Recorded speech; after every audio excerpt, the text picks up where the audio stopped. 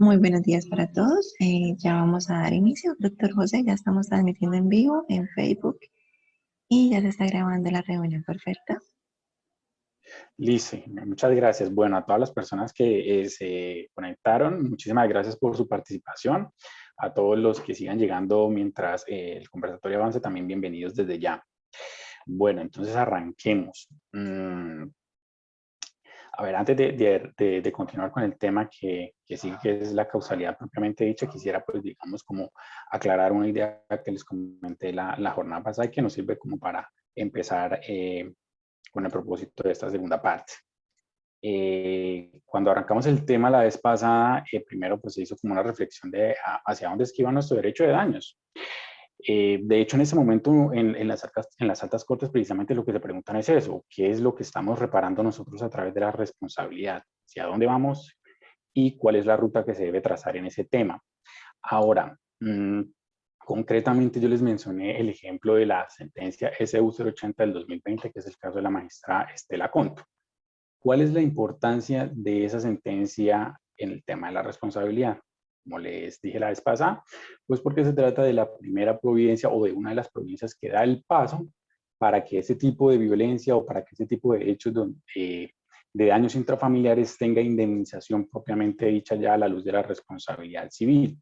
Entonces, desde el punto de vista del derecho de daños, esa sentencia lo que nos permite es dar el primer paso hacia ese tipo de reconocimiento ya indemnizatorio por situaciones que se hayan ocurrido, digamos, a nivel de daños intrafamiliares. Ahora,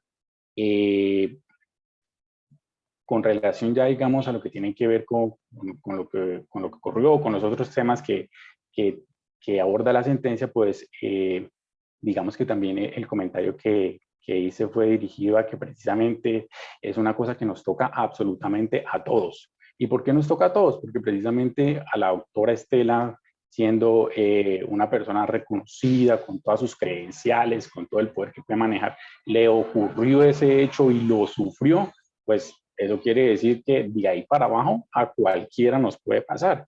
Entonces, pues además de que esta sentencia es importante desde el punto de vista de la reparación en materia civil por esa clase de daños, pues además también nos invita a que nosotros empecemos a tener, digamos, perspectivas nuevas frente a lo que debe ser el manejo o la interpretación de los casos para que nosotros a través de ese tipo de dinámicas empecemos a romper también muchos esquemas o prototipos de género que tenemos arraigados desde hace rato.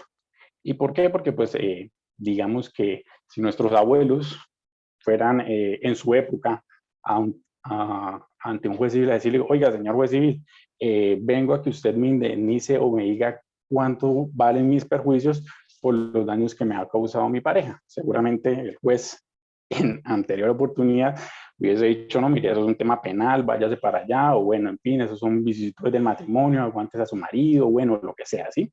Entonces, lo importante de esa sentencia es que a este paso, ya digamos, no es un tema solo que se aborda desde la vista penal o desde la vista del derecho de familia, sino que ya tiene una reparación o da el primer paso para que nosotros podamos entender de que sí efectivamente se pueden reparar ese tipo de daños en materia civil. Ahora, bueno, a propósito de eso, la semana pasada, la Sala Penal del Tribunal Superior del Distrito Judicial de Bogotá sacó una sentencia que pues me sirve como para anclar aquí lo que les estoy diciendo. Resulta que en ese caso que ocurrió, o lo que resolvió el tribunal, se trató pues de una pareja que inició una discusión que pasó pues al plano físico. Pero el tema ahí es que todo el caso giró en torno al hecho a que la señora le quería sustraer el celular al señor para revisarle unas conversaciones. Ahí, digamos, lo que finalmente observó el Tribunal de Bogotá fue que pues sí se había presentado una situación de violencia, pero que lo que ocurrió concretamente en el caso fue un exceso de legítima defensa por parte del señor. Y determinó eso, digamos, porque advirtió que el señor estaba en la facultad legal, digamos, de poder proteger su derecho a la intimidad. Lo relevante, digamos, lo que nos sirve a nosotros de esa decisión, que incluso las puedo compartir, es una sentencia bastante corta que se puede, digamos, leer, analizar, comentar con el primer café de la mañana cuando ustedes así lo consideren. Tiene que ver con este hecho. Tenemos nosotros, por un lado, la sentencia de la doctora Estela Conto, que nos dice esos daños se pueden reparar.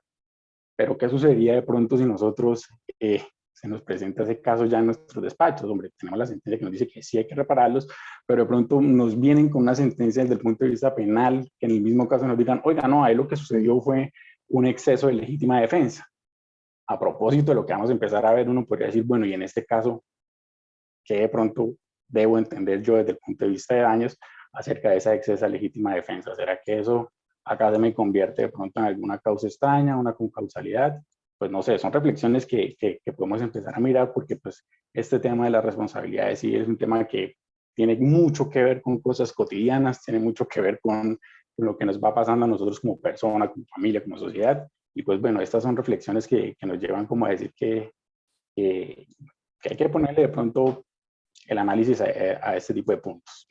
Ahora bien, entonces, ya para empezar lo que tiene que ver con la clase, o con la cátedra, perdón, de la jornada de hoy, es abordar los otros dos temas estructurales de la responsabilidad. La vez pasada vimos lo que era el derecho de daños y, perdón, lo que era el tema del daño propiamente dicho, y ya ahora pues vamos a arrancar con el tema de la causalidad y luego con el tema del rey. Bueno, aprovecho, digamos, este espacio también para comentarles un aspecto importante acá. Cuando abordamos el tema del fundamento, hasta ahora, la posición, digamos, mayoritaria e incluso lo que se tiene a nivel de nuestro Código Civil es que precisamente todo el tema de daños partió de una justicia correctiva. Sin embargo, se han, digamos, proferido algunas sentencias, sobre todo en materia ambiental, en la que, pues, nos invitan a que nosotros reflexionemos acerca de eso. ¿Y por qué? Porque la reflexión llama la atención sobre el punto de vista de la precaución. Pareciera ser que la jurisprudencia, pareciera ser que también la tendencia es a decir que ya no solo es un tema de justicia correctiva, sino que a la par, al mismo nivel, podemos encontrar nosotros ese tipo de justificaciones o fundamentos del derecho de daño. ¿Y por qué? Porque pues esto se ha presentado sobre todo en materia ambiental con este tema del principio de precaución. Ahora, para entrar, digamos, ya en lo que tiene que ver con el tema de la causalidad presenta varias teorías, ¿sí? Pero digamos que de las que nos resultan relevantes a nosotros serían dos. La primera, que sería la equivalencia de las condiciones, y la otra, la causa adecuada. La equivalencia de las condiciones nos sirve precisamente para explicar eso, por eso están ahí enunciadas. Ahora, ¿qué es la equivalencia de las condiciones? La equivalencia de las condiciones nos dice lo siguiente: oiga, usted siempre tiene que tener, digamos, el antecedente sin el cual el resultado no se hubiera producido. Ese antecedente usted lo tiene que tener siempre presente. ¿Cuántos antecedentes? Esta teoría nos dice usted puede ir de para atrás, de para atrás, de para atrás, de para atrás, de para atrás, hasta que, digamos, se cierre las líneas de esos antecedentes. Ahora, digamos que la observación o el comentario que se le hizo a esta teoría fue precisamente ese. Oiga, pero pues si nosotros vamos a arrancar con todos los antecedentes necesarios o con todas esas condiciones sin las cuales el resultado no se hubiera producido, vamos a llegar pues hasta el infinito, atrás. En ese entonces, el señor Bunbury, que fue, digamos, el creador de esa teoría, dijo, no, pues yo acepto la crítica que usted me está diciendo, pero entonces vamos a decir que todos los antecedentes que se requieren de ahí para atrás para establecer el resultado que ocurrió, tienen que tener una naturaleza, es decir, que tienen que ser culposos. Entonces, esa es como la explicación, digamos, a rasgos generales de lo que significa la equivalencia de las condiciones. Ahora, ¿por qué sabemos nosotros que tenemos acá, digamos, en nuestro ordenamiento la teoría de la causa adecuada y no de la equivalencia de las condiciones? Pues porque como acá nos dicen que tienen que ser hechos culposos, en este tipo de teoría la causa extraña no exonera. Y como en nuestro ordenamiento la causa extraña sí exonera o rompe el nexo de causalidad, tenemos entonces que la teoría que opera dentro de nuestro ordenamiento es la de la causa adecuada, como en efecto así lo ha manifestado en varias ocasiones la jurisprudencia de la Sala de Casación Civil. Ahora bien, ¿qué es el tema de la causa adecuada? El tema de la causa adecuada es precisamente traernos un pedacito de la teoría de la equivalencia de las condiciones en cuanto a la condición sine qua non. Esa condición sine qua non nosotros la vamos a tener aquí presente. Recordemos entonces, esa condición sine qua non es un antecedente sin el cual el resultado no se hubiera producido. ¿Cómo sé yo que se trata de un antecedente sin el cual el resultado no se hubiera producido? Pues hay que hacer una operación mental. Si yo cojo ese antecedente y lo quito de la cadena y el hecho se sigue presentando, pues no es un antecedente sine qua non. Contrario sensu, si yo cojo el antecedente y lo quito de esa cadena y el resultado ya no se produce, pues sabré yo que ese es un resultado sine qua non que yo tengo que tener presente. Ahora, ya cuando terminemos, digamos, de abordar algunos aspectos, digamos, lo que es el test de Pierre-Biel, sabremos entonces que yo no tengo que irme para atrás con todas las condiciones sine qua non, sino averiguar cuál es el tema de la causa inmediata, es decir, el antecedente, el que está ahí detrásito. No todo, sino el que está ahí detrásito, inmediatamente. Por eso, dentro del test, lo primero que hay que hacer es averiguar la causa inmediata. Ahora bien, además de tenerlo de la condición sine qua non, yo debo establecer una condición de previsibilidad, es decir, tenga el antecedente y que ese antecedente de eso sea previsible el resultado que ocurrió.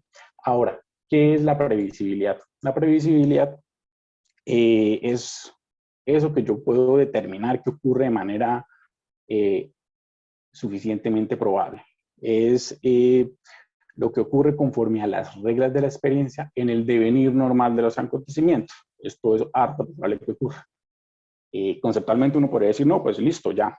Ahí nosotros tenemos las dos condiciones, condición sine qua non y el tema de la previsibilidad. Sin embargo, pues obviamente en algunos casos se nos van a presentar que eso lo podemos entender de manera fácil, pero en otros casos digamos que no. Les comentaba yo, por ejemplo, a propósito de la sentencia que expidió la Corte con el caso del Nogal de la Sala de Casación Civil, que precisamente ahí la tesis mayoritaria fue que para el club era previsible que ocurriera el atentado terrorista precisamente porque en ese club acudían ministros, acudían altas dignidades del Estado y pues que Colombia estaba en una época de violencia generalizada, entonces donde se reunieran esas personas políticamente importantes de altos cargos, pues podría decir, oye, era previsible que por allá ocurriera algo, ¿no? Sin embargo, pues el salvamento de voto de esa sentencia, pues lo que dice lo contrario, oiga, no, eso era un club social, allá se reunía gente a pasarla bien, a tener su esparcimiento, entonces no me digan que un club social, donde además de esas dignidades que por ahí que esos motivos empezaron a reunir allá, le era previsible, porque es que eso se dedicaba era precisamente eso, a hacer un club social, no a que se reunieran allá y que lo convirtieran en una especie de objetivo militar o alguna de esas cosas, no. Entonces digamos que el tema de la previsibilidad en algunos casos, les repito, se nos presenta de manera fácil de entender y en otros casos de pronto nos presenta dificultad. Ahora bien, por ejemplo, otro caso. Supongamos que una persona sale de fiesta, se toma sus traguitos, conduce el vehículo, se pasa un semáforo en verde y, digamos, viene la colisión con una persona.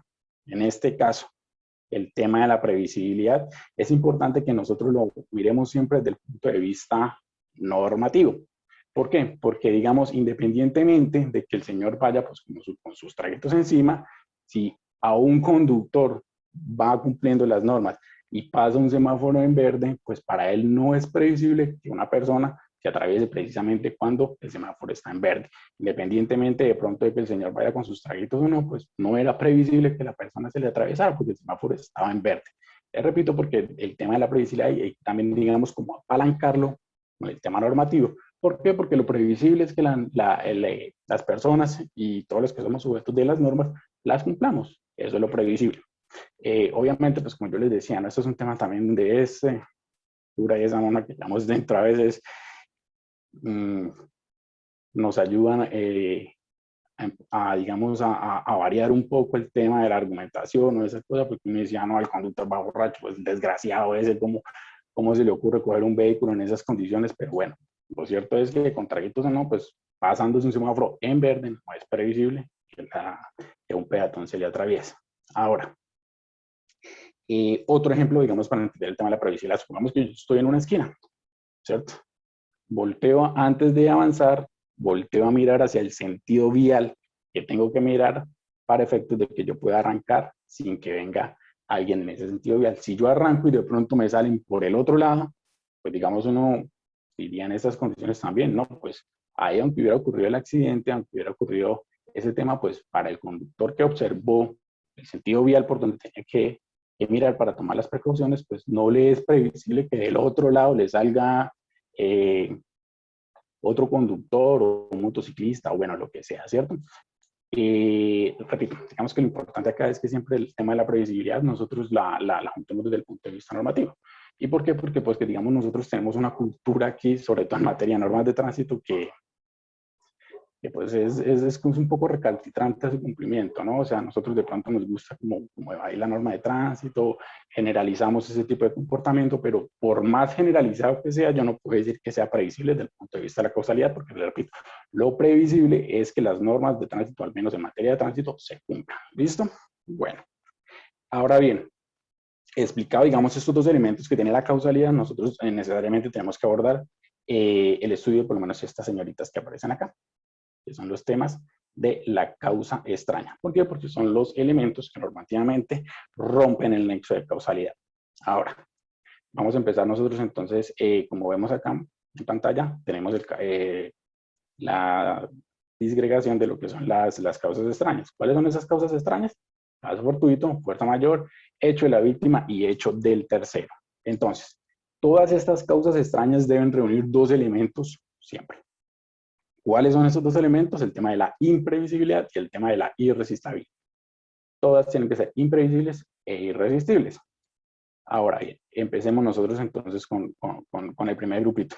El caso fortuito o la fuerza mayor, previsto, digamos, en el artículo 64 del Código Civil. Acá, por lo menos, si la Sala de Casación Civil las trata de manera homóloga. Para el Consejo de Estado, digamos que la diferencia es esta. Ellos consideran que la fuerza mayor es el hecho externo y el caso fortuito es el hecho interno. Pero es una distinción que no hace nuestra Sala de Casación Civil. Para ellas sí son eventos sinónimos. Ahora bien, la doctrina se ha preguntado si realmente esas dos condiciones deben estar presentes o si más bien sea un solo tema de irresistibilidad. ¿Por qué dice esto? Porque dice, mire, el artículo 64 nosotros nos pone unos ejemplos. El naufragio, el terremoto y el desplazamiento de enemigos. Dicen, con todos esos temas de tecnología que nosotros estamos viviendo actualmente, con todo este desarrollo de el conocimiento, la sociedad de la información y todo eso, pues pareciera ser que este tema de la previsibilidad hay que reevaluarlo, porque este tipo de avance nos permite que nosotros podamos prever ya muchas cosas. Entonces ellos más o menos le están apuntando a que la única exigencia que sea irresistible. Sin embargo, pues en este momento la jurisprudencia, digamos, en eso no ha variado y pues, digamos, se deben predicar las dos condiciones. ¿Cuáles? Que sea irresistible y que sea imprevisible. A propósito de esto, pues ellos, la doctrina también pone los ejemplos, ¿no? Dice, por lo menos, el tema del apresamiento de enemigos, uno diría, pues, el caso de Ingrid Betancourt, ¿no? Realmente, en la actualidad, o incluso cuando pasó ese tema, realmente era imprevisible para la doctora Ingrid que no le ocurriera eso. Pues, uno diría, pues va a una zona donde, digamos, el tema del orden público es un poco complicado, candidata presidencial, sí, es una cosa ahí que uno tiene que empezar como a matizar y también a llevar caso a caso. Lo mismo con el tema del naufragio. Entonces, los temas de tecnología que se venían presentando, pues uno diría, un naufragio pues ya no es tan previsible, ¿no? Ya hay herramientas que permiten que uno pueda, digamos, tener cierto grado de certeza sobre si va a ocurrir o no. Por eso es, digamos, que la doctrina se está planteando ese tipo de discusiones, pero lo repito, a nivel de jurisprudencia se tiene que cumplir ambas condiciones. Ahora bien, es importante que nosotros acá señalemos lo siguiente. A propósito, por lo menos de lo que vamos también a ver ahorita, en tema de actividades peligrosas, caso fortuito, fuerza mayor se pueden presentar para los hechos internos de la actividad y para los hechos externos de la actividad. Entonces, lo que exonera acá es el hecho externo. Si ocurre una situación de fuerza mayor o caso fortuito, por más imprevisible o por más irresistible que sea, pero si es parte del hecho interno de la actividad, no permite exoneración. Por ejemplo, el vehículo, ¿cierto? Se va manejando su vehículo, resulta que acciona el freno, falla de los frenos, esa situación, digamos, por sí sola no exonera. ¿Por qué? Porque es una actividad interna propia del ejercicio de la conducción, propia de todo lo que tiene que ver con la mecánica del vehículo, propia de todo lo que tiene que ver con el ejercicio propio de la actividad. Entonces, en esos casos, esa falla de los frenos, por más imprevisible, por más irresistible que sea, pues como es una actividad propia, interna del ejercicio de la conducción, pues a mí no me va a exonerar. ¿Cuáles son los hechos externos? Los que no tienen que ver con el ejercicio propio de la actividad. Un ejemplo, entonces, supongamos que nosotros vamos por una vía, el clima se pone un poco así nublado, llueve, truena, ese trueno parte un árbol y el árbol se nos viene encima hacia nosotros.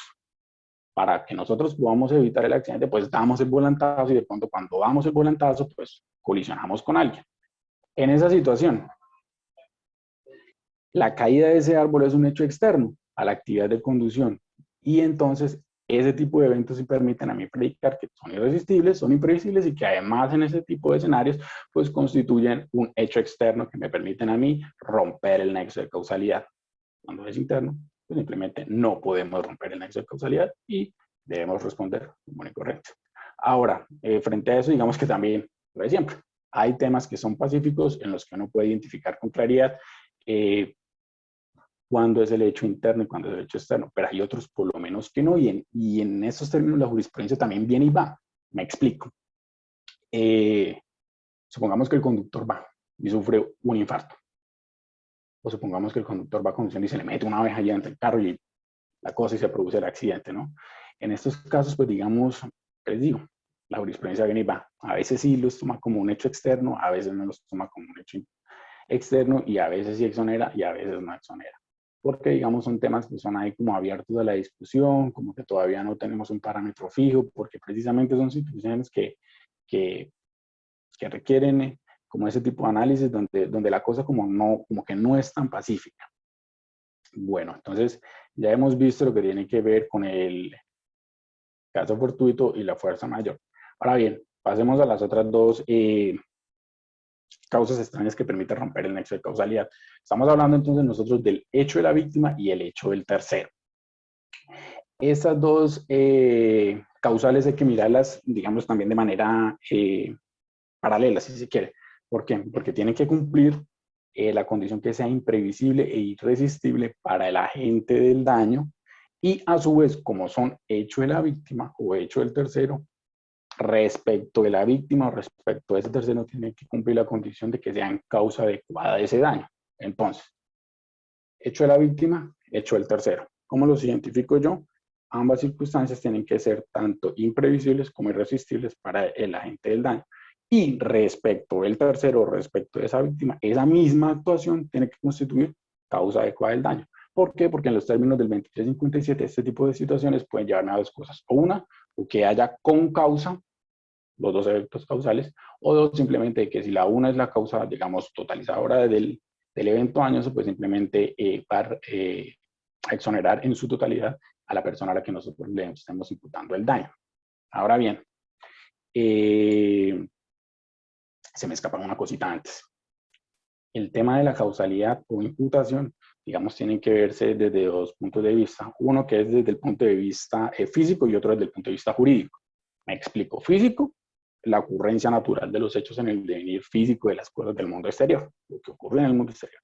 Y la imputación jurídica o causalidad jurídica es porque tenemos nosotros dentro de nuestro ordenamiento normas que nos dicen que a pesar de que una persona fue la ejecutora material del hecho, ese hecho no se le puede imputar, sino que se le vamos a imputar a otra persona, como ocurre, por ejemplo, con los artículos 23, 47 y siguientes de nuestro Código Civil, cuando nos hablan del tema de la responsabilidad por el hecho ajeno. Entonces, en ese tipo de casos, por ejemplo, el empleador de la norma responde por los hechos que causa el empleado. Entonces, materialmente el hecho lo causa el empleado, pero ¿a quién se lo vamos a imputar? Al empleador.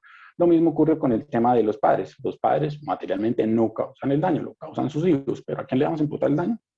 A los padres. Y lo mismo en el tema, por lo menos, que también prevé la norma, que tiene que ver frente a los colegios y los estudiantes. ¿Listo?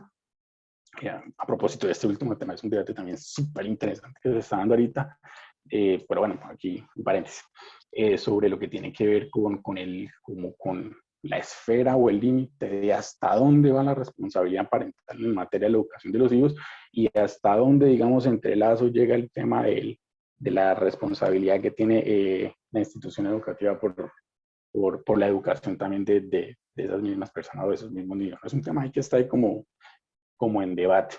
Bueno, cerramos el paréntesis. Explicado lo anterior, entonces tenemos nosotros esto, para recaer otra vez en la línea conductual que íbamos. Hecho de la víctima y hecho del tercero. Ahora bien, este 2357, lo que nos dice la norma es que el que se haya expuesto imprudentemente. Entonces, la jurisprudencia durante un tiempo se preguntó, cuando la norma dice imprudentemente, ¿será que nos está diciendo que ese hecho, además de estas condiciones, tiene que ser culposo? Porque me está diciendo, me está calificando una conducta, sino que tiene que ser una exposición imprudente. Desde hace tiempo atrás, la Corte cogió este 2357 con el 2346 del Código Civil y entendió, como se entiende ahorita, que no necesita ser culposo el hecho de la víctima o el hecho en tercero para que se entienda que rompe el nexo de causalidad. Y porque la Corte dice, no, es que fíjese que, por lo menos en el caso del 2346, la expresión que se utiliza ahí, dementes y niños, son personas que pueden llegar a cometer hechos dañosos, pero no necesariamente de manera culposa. Y no de manera culposa porque por la condición que tienen yo no les puedo atribuir ese tipo de culpa. Entonces entendió que aunque la norma del 2357 dice que el que haya expuesto imprudentemente, pues la interpretación sistemática de este instituto permite concluir de que no se necesita que sea culposo. Entonces, las condiciones que se requieren para que se predique este evento son, como hemos visto, imprevisible y irresistible para el agente del daño, y respecto a la víctima y respecto de este tercero, pues que cumplan las condiciones de que sean causa adecuada. ¿Cuál es la causa adecuada? Condición sine qua non, previsible. ¿Listo? Ahora bien, aquí frente al hecho del tercero. Supongamos entonces que nosotros tenemos un proceso. Dentro del proceso, el demandado nos contesta y dice, no señor, aquí no fui yo, realmente aquí yo voy a excepcionar que fue el hecho de un tercero. La pregunta que nos surge a nosotros en este momento es, bueno, si ese hecho del tercero y me le está alegando, ¿ese demandado puede llamar en garantía al tercero? La respuesta es, digamos, de entrada, no. ¿Por qué no? Porque el hecho del tercero es independiente, porque ese tercero no tiene ninguna relación legal o contractual con el demandado para que en caso de que el demandado salga el condenado, sea el tercero el que venga a pagar. No, esa relación no existe y no se puede predicar cuando estamos hablando del hecho del tercero, sujeto, digamos, al demandado. La pregunta es acá si de pronto nosotros de oficio podríamos vincular ese tercero. En esto, digamos que se ha preguntado la doctrina y aquí pareciera ser que tampoco el tema es pacífico. ¿Por qué? Porque hay dos posturas. Una que diría, no, es el hecho del tercero, eso aquí no es liticonsorcio necesario, pues el demandante corre la suerte. Si no lo demandó cuando arrancó el proceso y tampoco reformó la demanda para meterle, pues es una cosa que él tiene que correr con la suerte de eso. Y hay, digamos, otra versión que dice, pero hombre, tampoco nosotros vamos a incentivar esta cultura de litigiosidad, donde entonces aquí de pronto el juez teniendo la oportunidad para zanjar íntegramente el conflicto, la desaprovecha por este tema. Lo que hay que hacer es jugarle como a ese tema de eficacia de la justicia, como que resolvamos este caso una vez, no que terminemos este proceso y el demandante tenga que irse a iniciar otra demanda para su acción contra ese tercero. Bueno, en fin, digamos que esas son las dos posturas que hay y en este momento no, el tema no es claro. Lo que sí les puedo decir es con certeza es que si dentro de algún proceso que de pronto estamos conociendo nosotros, si el demandado nos dice, oiga, voy a llamar en garantía al tercero, porque si es el tercero hay que decirle, no señor, ahí no hay ninguna relación legal, digo, contractual o reglamentaria que me permita a mí decir que ese tercero tiene que venir a cubrir sus perjuicios, porque si el tercero causó, pues el tercero responde por los perjuicios que causó el tercero y el demandado responde por sus propios perjuicios. Ahora bien, en estos temas, como yo me les adelantaba, pues existe un tema de concausalidad. ¿Qué es concausalidad? Pues que dos causas concurran a la imputación del hecho dañoso. Otra cosa que se está preguntando, digamos, la doctrina en este momento es lo siguiente. Bueno, ¿qué pasa, por ejemplo, si yo tengo esas dos relaciones de concausalidad? El juez gradúa la participación que tuvo cada evento causal y resulta lo siguiente. Va el conductor en su carro, último modelo, un vehículo de alta gama, super wow, mejor dicho, de esas máquinas que, bueno, valen un dineral. Y resulta que hay un accidente con un motociclista. Supongamos que la intervención causal del motociclista es menor a la participación causal que se determina en el proceso.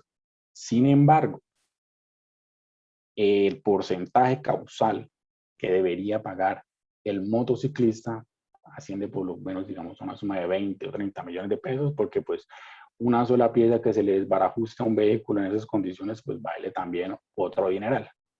Y que sin embargo la intervención causal del conductor del vehículo sea mayor, pero el daño que tenga que reparar en cuantía sea menor, porque de pronto pues el arreglo incluso íntegro de la moto puede costar por ahí, no sé, no tengo idea, por ahí digamos unos 5 millones de pesos. Entonces ahí se pregunta, o la jurisprudencia debate y dice, bueno, pero aquí en este caso, ¿qué? Desde un punto de vista estricto y puro de justicia correctiva, pues nada que hacer, eso es lo que hay que determinar, porque pues así fue que ocurrió el accidente, ahí están dados, y pues lamentablemente de pronto el señor motociclista, con mala fortuna, pues colisionó con un vehículo de esas magnitudes. Sin embargo, otro sector dice, no, pues aquí tampoco, porque pues no le vamos nosotros a cargar a ese conductor, pues que de la motocicleta que asuma todos esos gastos que para él se convierten en una cosa desproporcionada y irrazonable. Aquí es un tema también donde tiene que jugar la equidad. Pero bueno, digamos que ambas posturas, creería yo, por lo menos que admiten cierto grado de legitimidad al momento de resolver el caso. Entonces, digamos que sea bien que nosotros optamos como por un régimen puro y duro de justicia correctiva, en donde, pues, lo siento mucho, hay que responder en las proporciones, independientemente de la cuantía de la indemnización, sin tener en cuenta la condición de la víctima, y otra vez, oiga, no, aquí hay que meterle un poco de equidad a la cosa, porque pues tampoco se trata de que el pobre motociclista por tener que pagar esa obligación, pues termine pues arruinado gran parte de su tiempo, que no pueda, digamos, sobreponerse a semejante condena que se le ha impuesto, ¿no? Entonces, como que son esas dos posiciones que hay también al respecto. Ahora bien, en el tema de la causalidad, también nosotros tenemos un tema que hay causalidad por omisión. Esto de pronto nos cuesta un poco de trabajo entender. ¿Por qué? Porque nosotros estamos diciendo que la causalidad es algo que ocurre, es algo que pasa en el plano físico, en el plano del mundo real. Y cuando nos dicen causalidad por omisión, uno dice, ¿cómo así? O sea, si no pasa nada, ¿también hay causalidad? El tema y la respuesta es que sí. ¿Y cuándo se presentan estos temas de causalidad por omisión? Por ejemplo, cuando yo tengo la obligación de actuar para evitar que ocurra una cosa. Si yo dejo de actuar y ocurre esa cosa que estaba prevista en la norma, pues en ese caso yo estaría hablando de un tema de causalidad por omisión. También, digamos, otro ejemplo es en materia médica, de pronto para que lo podamos entender de manera más clara, de pronto que haya una actuación que deba hacerse en un determinado tiempo y ocurre una tardanza y como consecuencia de esa tardanza o esa intervención inoportuna ocurre el hecho dañoso. En esos temas, digamos que también el tema de no iniciarlo a tiempo es un tema de causalidad por omisión, ¿cierto? Y lo que les decía, por un tema también de que yo tenga un deber de conducta o un deber de realizar una actuación y no la haga, y como consecuencia de ese no hacer, se me ocurre también el hecho dañoso. Son, digamos, unos casos para entender este tema de la causalidad por omisión, pero pues lo importante es señalar que también existe este tipo de causalidad por este hecho. Probatoriamente es difícil. Es una cosa ardua, la verdad, tratar de probar un tema de causalidad por omisión, pero bueno, ahí se establecía la posibilidad.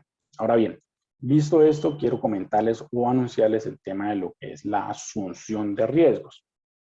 ¿Qué es la asunción de riesgo? La asunción de riesgo es la manifestación de voluntad expresa o tácita de que una persona asume los riesgos propios de la actividad a la cual, digamos, va a ser partícipe, ¿cierto? Esa actividad, pues, tiene que ser una actividad lícita. Entonces, me explico. Esta asunción de riesgos, ¿cómo ocurre? El ejemplo claro es el consentimiento informado. Nosotros vamos a una intervención médica, firmamos, cuando firmamos el consentimiento informado, estamos diciendo, asumimos los riesgos propios de la intervención que me van a hacer, ¿cierto? Ahora, pues yo tengo que tener claro que son los riesgos propios de ese hecho o de esa actividad que se va a realizar. Me explico. Si yo voy a una sala de cirugía a que me hagan una intervención quirúrgica estética, pues el consentimiento informado solo es sobre el tema estético, pero si resulta que durante la intervención del techo se cae algo, la camilla se rompe o alguna de esas cosas, pues uno va a decir, hombre, estas situaciones no tienen nada que ver con el riesgo que yo asumí, entonces si llegan a ocurrir, como no están dentro de ese riesgo, pues igual tienen que responderme. Contrario censo, si de pronto se inicia la acción y el demandado dice, no, mire, pero es que usted me firmó y eso es un tema de asunción de riesgos, se tiene que decirle, sí, maestro, pero la asunción de riesgo era con la actividad, no con las cosas que están de pronto ahí paralelas, pero que no tienen que ver estrictamente con el desarrollo de la actividad. ¿Listo? Ahora, nosotros decimos manifestación expresa o tácita de la voluntad. Eso nos matricula a nosotros, que pareciera ser de que solo se da como en un evento contractual. Por eso la manifestación expresa tácita. Sin embargo, pues la jurisprudencia ha dicho, no, estos temas de asunción de riesgos también los vemos nosotros en materia extracontractual. ¿Cuál es el ejemplo que nos ponen a nosotros? El siguiente. Supongamos que nosotros como transeúntes vamos por una vía y vemos una cinta de seguridad que nos dice cuidado, peligro, ojo, no pase, riesgo, hey, tenga cuidado. Y nosotros decidimos dar el paso y continuar el camino, pues en esos temas, aunque no hay un contrato, es un evento de naturaleza extracontractual, pero que se puede asumir también como asunción de riesgo. ¿Por qué? Porque yo asumí los riesgos de los que me estaban advirtiendo con todo ese tipo de señales, prohibido, cuidado, hey, pase, no pase. ¿Sí? Entonces se puede dar en los dos escenarios, tanto contractual como extracontractual. Ahora bien, acá en este tema de la asunción de riesgos hay una excepción. ¿Cuál es la excepción a este tema de asunción de los riesgos? El siguiente, dice también la jurisprudencia. Resulta, o pongámonos nosotros en el siguiente caso, una persona de pronto toca un cable de luz o tiene un tema con hechos dañosos derivados de la energía eléctrica. La persona se está electrocutando y resulta que nosotros vamos pasando por la calle. Nosotros vamos y auxiliamos a esas personas, ¿cierto? Y tratamos de quitarla, no sé qué, hacemos y más. En esos casos, dice la jurisprudencia, en esos casos, como hay un tema de solidaridad, yo no puedo decir que la persona que llegó a hacer las veces de salvador o a llegar a tratar de ayudar a esa persona, asumió un riesgo. De manera que, por ejemplo, si ocurre una situación perjudicial para mí, que fui la persona que fue a ayudar al que se estaba electrocutando, e inicio, digamos, la acción de indemnización contra la empresa encargada de este tema de energía eléctrica, ella no me puede decir, oiga, no, ahí fue un tema de asunción de riesgo, porque usted vio que se estaba electrocutando, pues usted mismo fue allá a quitarlo y pues de malas usted asumió el riesgo de electrocutarse usted también, porque pues digamos es una cosa muy general que nuestro cuerpo humano es conductor de energía eléctrica, entonces es una cosa que usted asumió totalmente. En esos casos la jurisprudencia dice no. No, porque ahí lo que opera es un tema de solidaridad, entonces yo no puedo achacarle que la persona que fue a tratar de salvar al otro incurre en un tema de asunción de riesgos. No, olvídese, ahí lo siento mucho, no aplica la figura y la empresa tendría que, digamos, indemnizar los daños que se le presenten a este salvador. ¿Listo? Entonces, para dejar, digamos, como esa excepción ahí en el tema de la asunción de riesgos. Ahora bien, explicado, digamos, todas esas condiciones o características que tiene la causalidad, adecuadas, sus temas de condición sine qua non, las causales de exoneración, hay un autor, Pierre Biel. Entonces él, digamos, nos sugiere 5 pasos para que nosotros podamos identificar de manera adecuada el nexo de causalidad. Entonces nos dice aquí el señor Pierre Biel, lo primero que tenemos que hacer nosotros es averiguar la causa inmediata, que no es la causa adecuada, no es la causa adecuada. La causa inmediata es ese hecho que ocurrió de manera anterior. Es ese hecho que nos determina qué fue lo que ocurrió de cara al hecho dañoso. Entonces aquí nosotros hablamos del atropellamiento, el disparo, la conducción de energía, sí, es el hecho como tal. Ese hecho es la causa inmediata. El segundo paso que nos propone Pierre Biel es decir, establecer a quién se le atribuye. Como yo les decía ahorita con anterioridad, mirar si es una imputación que yo puedo delegarle de manera directa a la gente del daño o si por virtud de una norma yo tengo que imputársela a otra persona. Recordemos, responsabilidad por el hecho ajeno. O por lo menos también como nos dice la norma que nos habla de los animales fieros, ¿no? El daño que causa el animal fiero yo se lo imputo a quien lo tenga. Así nos dice la norma. No al propietario, no al poseedor, no a quien esté, no, a quien lo tenga. Entonces, hay que establecer, digamos, a quién se le va a atribuir ese daño. Ahora sí, el tercer paso es determinar la causa adecuada. ¿Y cómo determino yo la causa adecuada? Pues nos vamos para acá, reviso, ya tengo la causa inmediata, condición sine qua non, establezco el tema de la previsibilidad, como ya lo hemos comentado, y después de que yo tenga ya armada la causa adecuada, ahí sí hago la atribución del daño, que es diferente a esta, que es identificar a quién. Cuando yo hago la atribución del daño es cuando ya me voy con todo el tema de la imputación y de la argumentación y le digo, mire, no solo es el tema de la causa adecuada, aquí también se dieron temas de previsibilidad, se dieron temas que no están dentro de la asunción del riesgo y finalmente,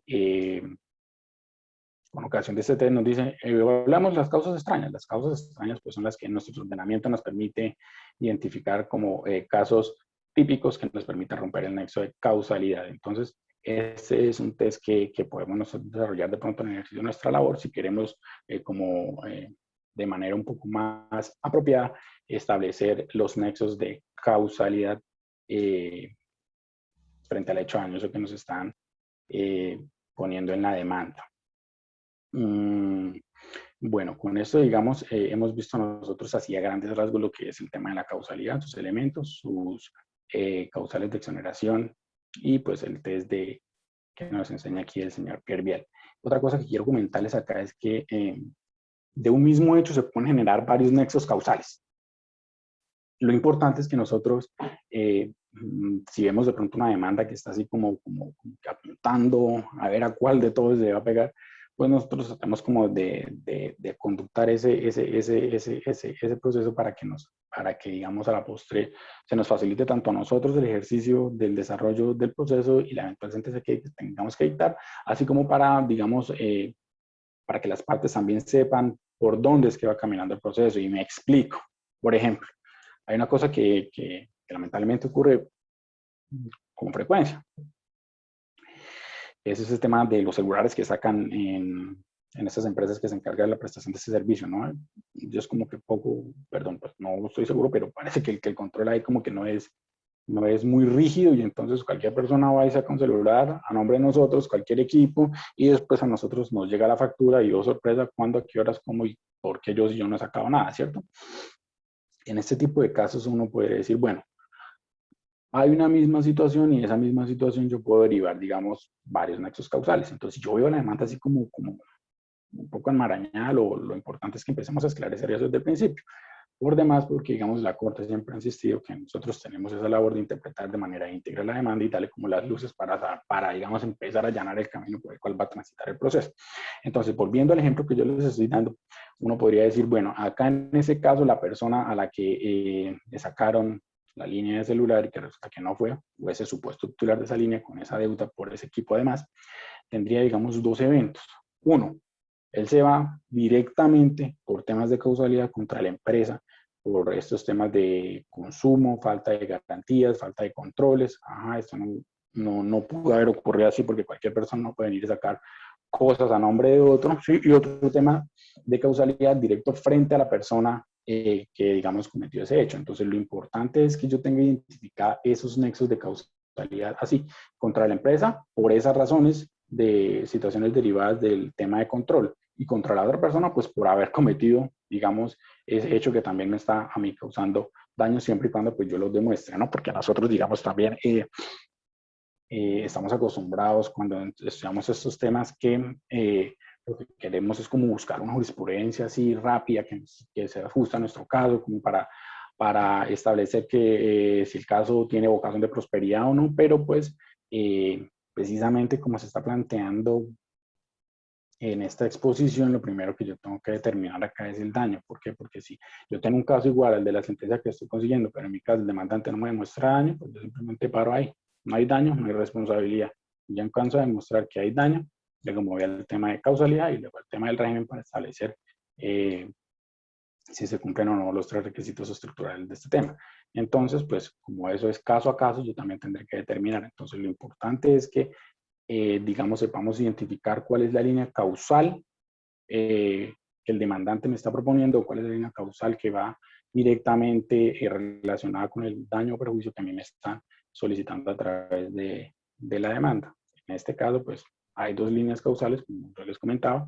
Lo importante es que no se confundan. Lo importante no es que, digamos, entonces el demandante finalmente le esté atribuyendo a la empresa cosas que debe atribuir, digamos, a la persona que fue la que orquestó ese tipo de situación. Entonces, eso para tenerlo en cuenta cuando estamos hablando de causalidad.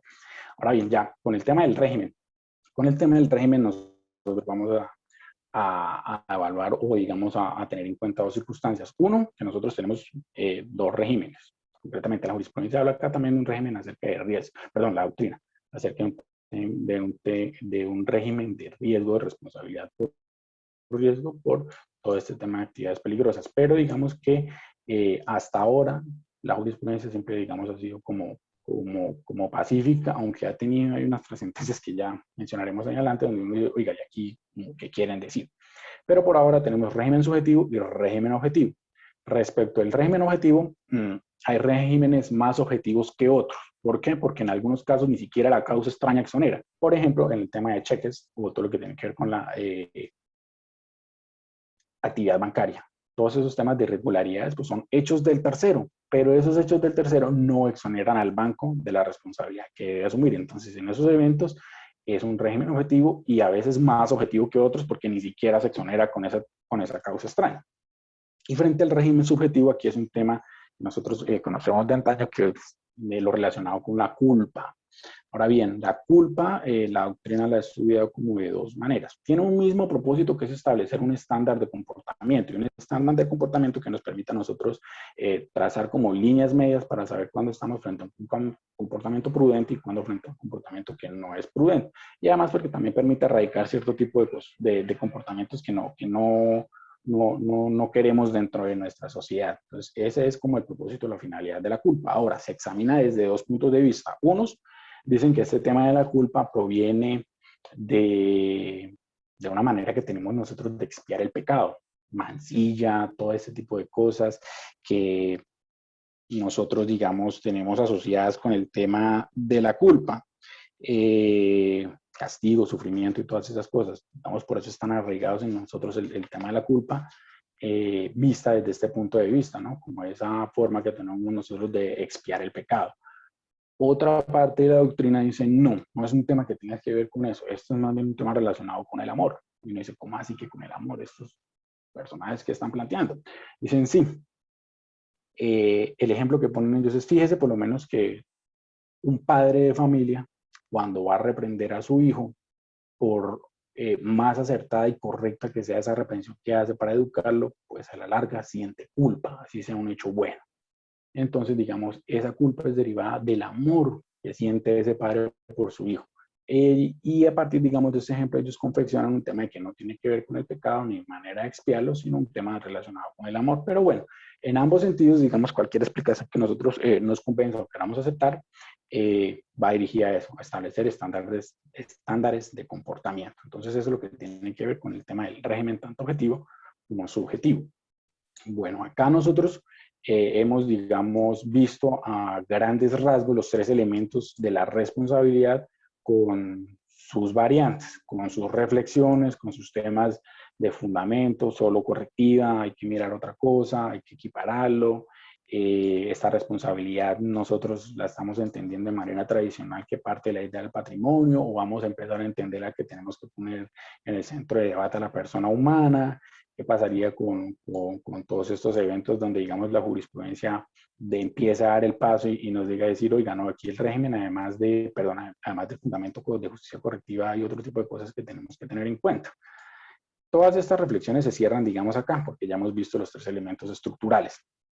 Ahora bien, a mí me parece que hay dos casos importantes de responsabilidad que merecen mención. Me refiero, digamos, por la ocurrencia que tienen tanto a nivel judicial como por las discusiones que se han dado al respecto. Me explico entonces, estos dos eventos, dentro de los muchos que ocurren en el tema de la responsabilidad, yo quise traer a cuento, digamos, dos. Uno, que es el tema de las actividades peligrosas, y otro, que es el tema de la responsabilidad médica.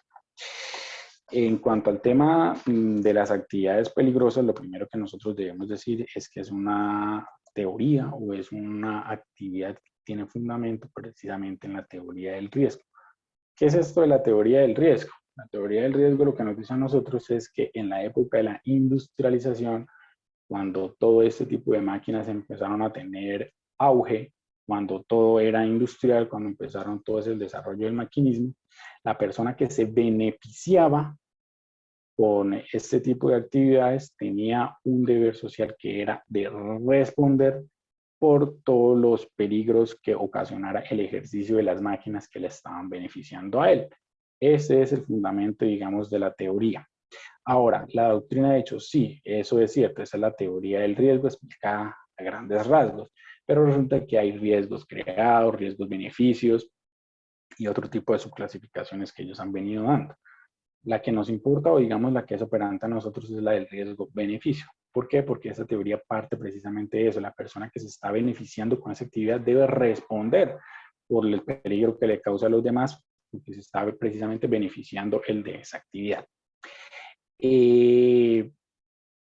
Aquí en este tema, digamos que la doctrina también tiene distintas clasificaciones de lo que puede catalogarse como actividad peligrosa. Pero digamos que en concreto hay dos grupos grandes que nos sirven a nosotros para identificar, además de que la jurisprudencia nos diga, y esto también es actividad peligrosa, pues nosotros podemos determinarla a través, digamos, de estos dos elementos. Cuando hay peligrosidad en la cosa o cuando hay peligrosidad en el comportamiento. Y me explico.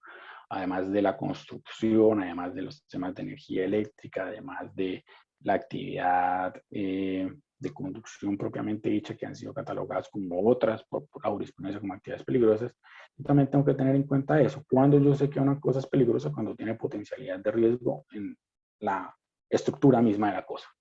Ejemplo, los explosivos. ¿Sí? Es una cosa que un explosivo presenta peligrosidad por sí misma, por su propia estructura, ¿cierto? Esa cosa puede explotar si o no haya intervención de la mano del hombre.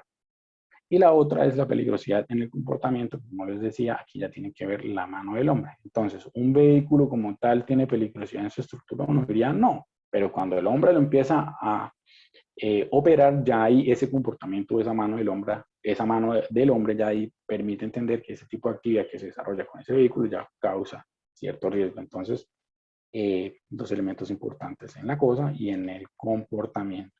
Ahora bien, nuestra jurisprudencia estructura o tiene como fundamento rector de las actividades peligrosas el artículo 2356 del Código Civil.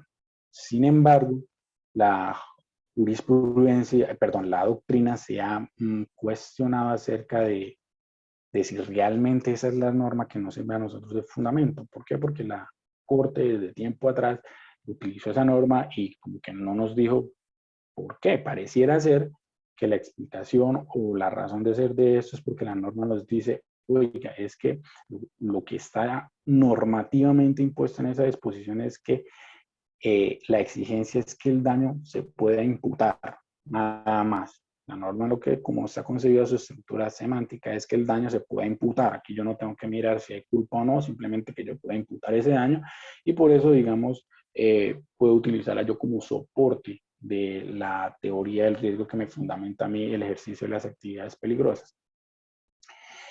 Sin embargo, lo que dice la doctrina es lo siguiente. Digamos que está bien, pero fíjese lo siguiente. Si yo me voy a los ejemplos del 2356, yo me encuentro que las hipótesis ahí planteadas me exigen a mí cierto parámetro de conducta. Es decir, cuando me hablan del disparo imprudente, cuando me hablan de sin la precaución necesaria o cuando me hablan de en estado de causar daño. Esos son eventos que necesariamente tienen que ver con un comportamiento negligente o imprudente. Es decir, ahí hay inmersa culpa. Entonces, como por qué nosotros estamos entendiendo de que el 2356 es el ejercicio, es la norma que nos fundamenta las actividades peligrosas, y esto incluso es también materia de análisis y debates en estos días. Hay una tesis doctoral del doctor Luis Carlos Sánchez en la que él dice, oiga, vamos a proponer la siguiente manera de entender el asunto. Entonces él dice, esta norma nosotros tenemos que leerla en clave de derecho romano. ¿Qué es eso? Explica el doctor.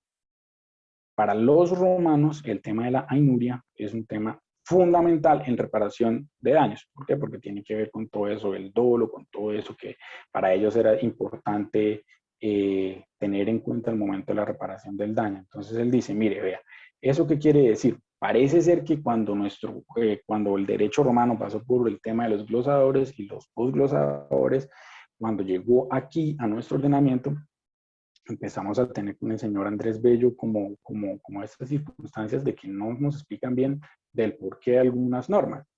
Propone este autor en esta tesis doctoral, dice, mire, vea, si nos ponemos las gafas del derecho romano, el 2341 nos habla de los delitos y el 2356 nos habla de los cuasi delitos. Por eso es que se ven este tipo de ejemplos donde se exige cierta calificación en el comportamiento, que el disparo sea imprudente, que haya un tema de sin precaución necesaria y que haya una hipótesis de en estado de causar daño. Luego propone ese autor y dice, oiga, pues pareciera ser que más bien las normas que nosotros podemos fundamentar para que sean actividades peligrosas son las que tienen que ver con lo que en esa época del derecho romano podían constituirse actividades peligrosas, como que por lo menos como tener un animal fiero, o como las cosas que caen de lo alto de los edificios. Porque en el contexto en el que se previeron esas normas, pues precisamente a las personas les estaba, digamos, permitido arrojar cosas por la ventana para que cayeran al piso, por ejemplo, basura o todo lo que quisieran botar, y pues decían, no, pues eso constituye también, pues si bien un beneficio para usted, pues un tema de riesgo para todos los transeúntes que están abajo. Entonces puede ser que de pronto esa sea una manera adecuada de explicar más bien del por qué en estas dos normas podemos encontrar nosotros el fundamento de las actividades peligrosas, pero pues es una hipótesis que se plantea a nivel de tesis doctoral. De manera pacífica y reiterada, pues nuestra jurisprudencia dice que el 2356 pareciera ser que también lo que se entendía es que como aquí se ponían ejemplos de disparo y de otras situaciones que también pueden comportar actividades que sean peligrosas, pues parece ser que se entendió que esa era la norma, pero digamos ahí está esa alternativa. Con todo, pues es el 2356 el que nos está regulando a nosotros el tema de las actividades peligrosas. Ahora bien, en este tema de actividades peligrosas también hay que tener el tema de la guarda. La guarda es el control o la dirección material o intelectual del hecho que se constituye como una actividad peligrosa y que además de esa dirección o control material o intelectual, también está amarrada a un tema de beneficio económico. Si yo me beneficio económicamente de esa actividad, pues a mí me van a convocar como guardián de la actividad, precisamente todo esto con la teoría francesa, recordado, entre otros, la última sentencia que yo alcancé a rastrear sobre este tema es la CC 1084 del 2021. Aquí la Corte nos dice lo de siempre, oiga, es un tema de una presunción de ser el guardián de la cosa. Sin embargo, pues es una presunción que se puede desvirtuar, pero pues cuando hay provecho económico, la verdad es súper difícil tratar de desvirtuar o tratar de decir que como yo no tengo la dirección y el control, pero sí me beneficio económicamente de la actividad, ahí me desligan, no. Ese hecho económico o ese beneficio económico tiene una fuerza bastante importante para que yo no me pueda desligar del tema de la guarda. Y pues acá en esta sentencia lo que se maneja es el tema precisamente de esos contratos de afiliación. Casi siempre ellos lo que nos alegan es, no, pero es que yo no tengo la guarda, no tengo la dirección, yo no sé quién contrata, yo solo presto, digamos, el nombre para que se puedan transportar por las licencias del ministerio y toda esta cosa, pero pues es lo que dice la Corte hoy, sí, pero usted se está obteniendo un beneficio económico y pues por ese lado no lo puedo yo desligar. Entonces, digamos, en esos casos, incluso de empresas de afiliación, también hay tema de guarda, de, digamos, realmente ya también pacífico en la jurisprudencia. De las discusiones incluso que se dan en este momento a nivel de nuestra sala de casación civil es si estas actividades peligrosas son régimen subjetivo o régimen objetivo. ¿Y por qué, digamos, se debate estos temas? Porque precisamente el tema de la culpa es una cosa súper arraigada, menos en la justicia civil. Una cosa de la que la Corte no ha querido, digamos, desprenderse de manera evidente. ¿Por qué? Porque ha tenido discusiones bastante interesantes sobre si es un régimen subjetivo, si es un régimen objetivo. Y los ejemplos que nosotros encontramos sobre esta discusión empiezan, digamos, con la sentencia del 2009 del doctor William Namen Vargas. Él ahí en su sentencia dijo, vea, esto es un tema de responsabilidad objetiva. Urellana, aquí nosotros nos vamos a mirar el tema de las culpas. Digamos que pues obviamente la sentencia, que es súper interesante, pues tiene explicaciones mucho más de fondo acerca de toda la teoría del riesgo, sobre el tema de por qué la culpa no se mira en estos tipos de eventos, pero a grandes rasgos lo que nos dice la sentencia es qué tipo de actividades de régimen objetivo. En el 2010, la misma sala de casación civil con ponencia de una maestra, no recuerdo en este momento, pronto la doctora Margarita, no recuerdo la verdad, se retractó y dijo, no, esto no es un tema de responsabilidad objetiva, esto es un tema de culpa presunta, y se matricula en el tema del régimen subjetivo, porque no podemos decir que la culpa la desechamos de todo en este tipo de actividades, precisamente por toda la discusión que hay acerca de cómo interviene o no la culpa en esta teoría del riesgo. En el 2011, el mismo doctor William Amen volvió y, digamos, tocó el tema en otra sentencia y él dice, bueno, está bien, vamos a decir, no vamos a decir que es un tema de responsabilidad objetiva, vamos a decir que es un tema de responsabilidad en la cual el demandado solo se exonera si prueba causa extraña. Pues dijeron, listo, dejémoslo así, pero lo mismo en el fondo, si yo solo me exonero con causa extraña, es un régimen objetivo, pero pues digamos la posición que se mantiene hasta ahora es decir que es un régimen que solo exonera con la causa extraña, ¿cierto? Digamos que con todas las advertencias o observaciones que uno pudiera dar al respecto. En el 2018 salió una sentencia del caso Codensa del doctor Ariel Salazar. Y les voy a ser sincero, yo leo esa sentencia, la vuelvo a leer, la miro en la mañana, la miro en la tarde y yo no entiendo muy bien qué es lo que el doctor Ariel quiso plantear ahí.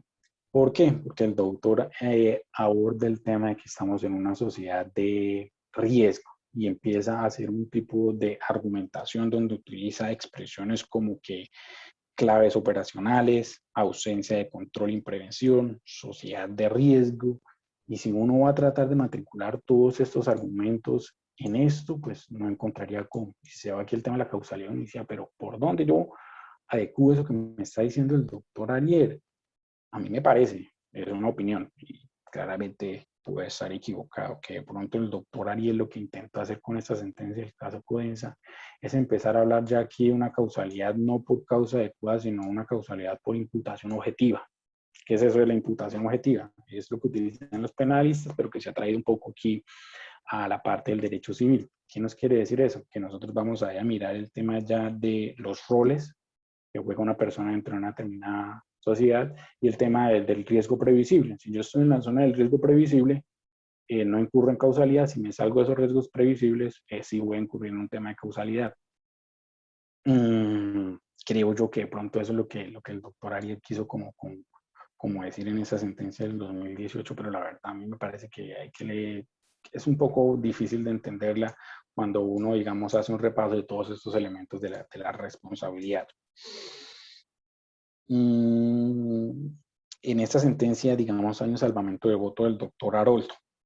y ahí también él plantea una cosa que me parece muy interesante que tiene que ver con el fundamento, y era como yo les comentaba, aquí el doctor Haroldo dice que de materia de responsabilidad ya no solo es un tema de justicia correctiva, sino también un tema de una función preventiva. Entonces, digamos, si la jurisprudencia nos va a empezar a nosotros a caminar por ese sendero, pues uno ya también, digamos, tendría que al menos reflexionar muchas de las cosas que nos hemos visto nosotros en estas dos charlas, ¿cierto?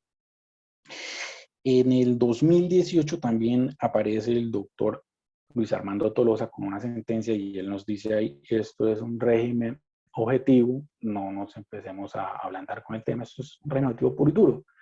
Hace un recuento de unas sentencias que vienen desde el año 40 y pico, y él ahí toca el tema de la presunción de responsabilidad y dice, eso es un tema de presunción de responsabilidad, las actividades peligrosas, un régimen objetivo, así que no nos pongamos a decir más cosas que no son, es un régimen objetivo. Es una sentencia que se reitera también en el año 2019. Ahora, digamos, los salvamentos que están dirigidos en esa sentencia es decirle, oiga, pero usted no me puede hablar de presunción de responsabilidad así de manera escueta, porque presunción de responsabilidad implica que usted me tenga que presumir los tres elementos: daño, un hecho de causalidad y el fundamento.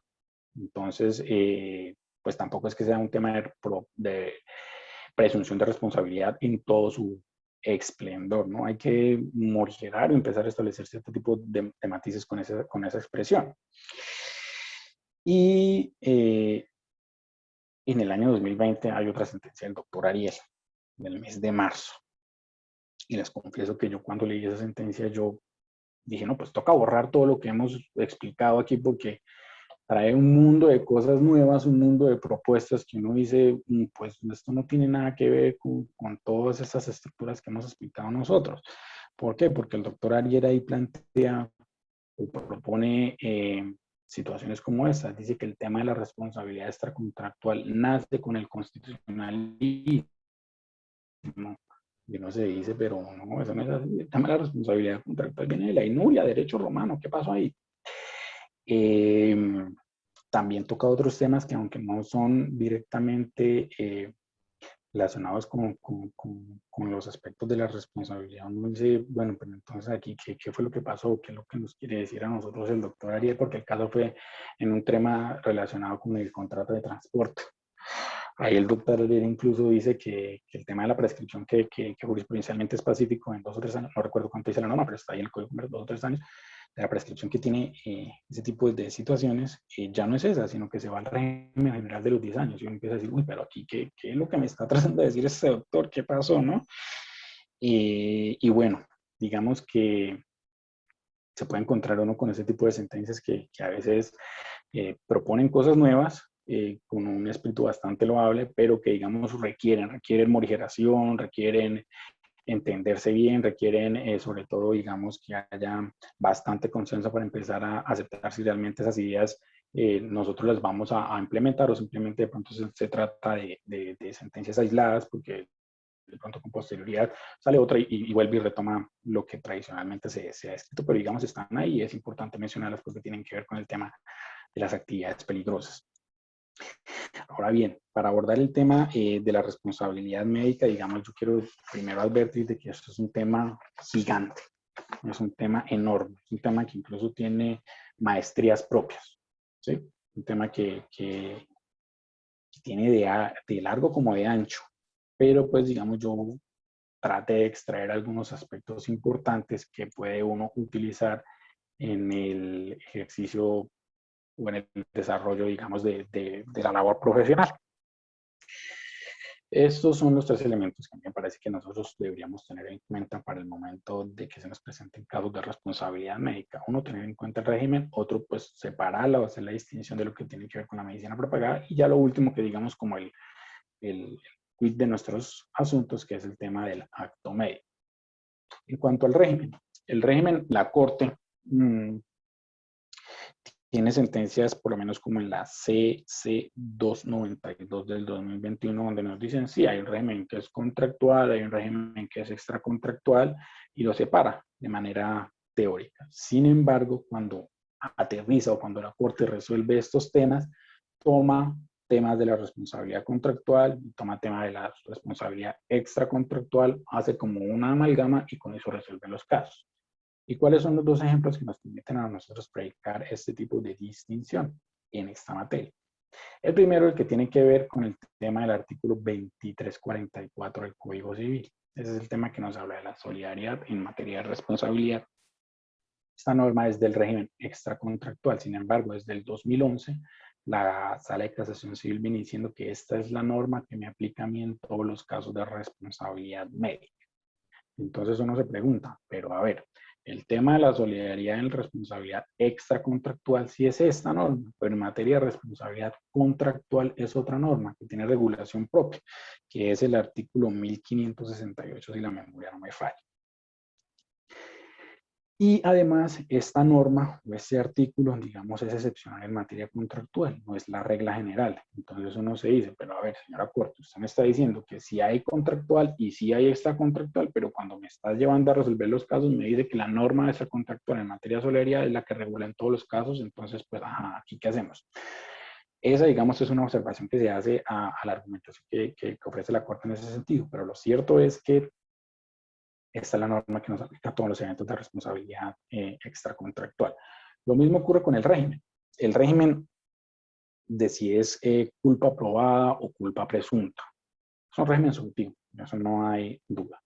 Sin embargo, para la Sala de Casación Civil es un tema de culpa probada y entonces volvemos como a la misma observación.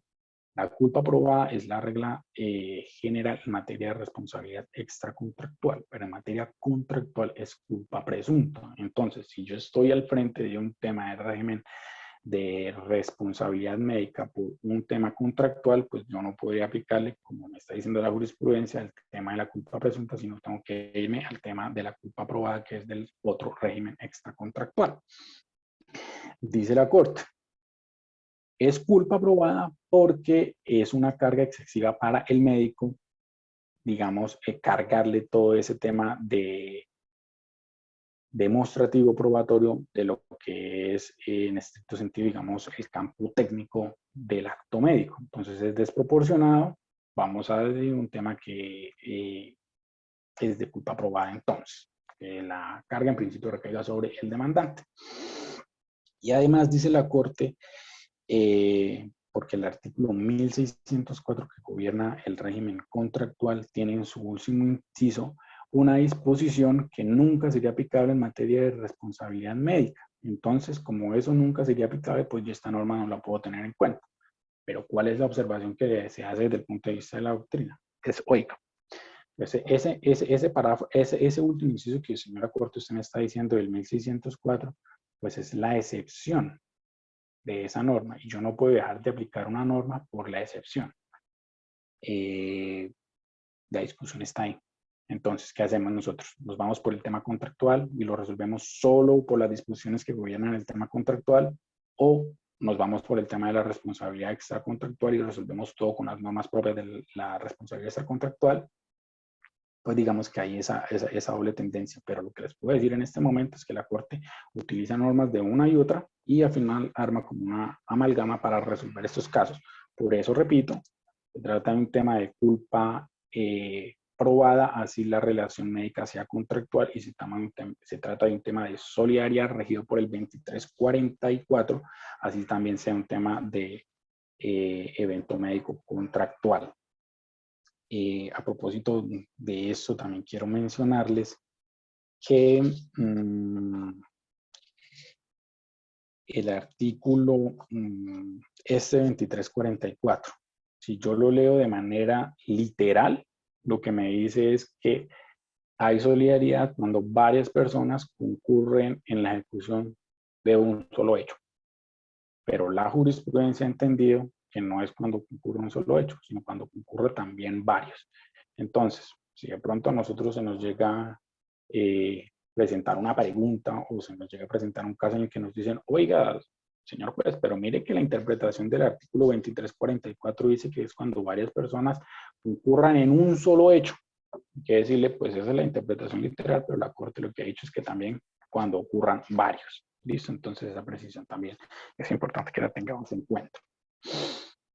Ahora bien, El tema de la medicina prepagada es un tema de gestión, es un tema que no tiene que ver con la intervención del acto médico propiamente dicho. Entonces, cuando yo puedo, digamos, predicar que hay responsabilidad médica con una entidad de medicina prepagada, pues simplemente cuando hay mala gestión. ¿Esto cómo se nos traduce? Por ejemplo, cuando haya demora en una cita, cuando haya retardo en el diagnóstico, o cuando de pronto la entidad de medicina prepagada enlista dentro de la lista de profesionales a un médico que no tenga competencia para determinada especialidad, por lo menos que no sé, que nos metan a un médico que no es especialista en urología en la lista de urología, por ejemplo.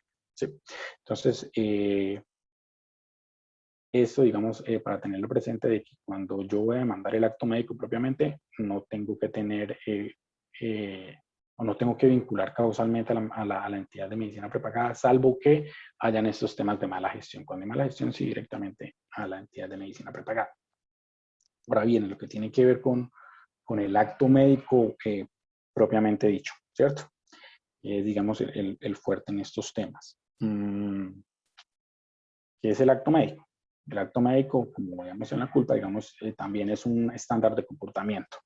Ese acto médico es un dictado de la diligencia de un médico prudente en las mismas situaciones en las que se encontraba el médico al cual se le estaba achacando el error. Aquí también quiero decirles que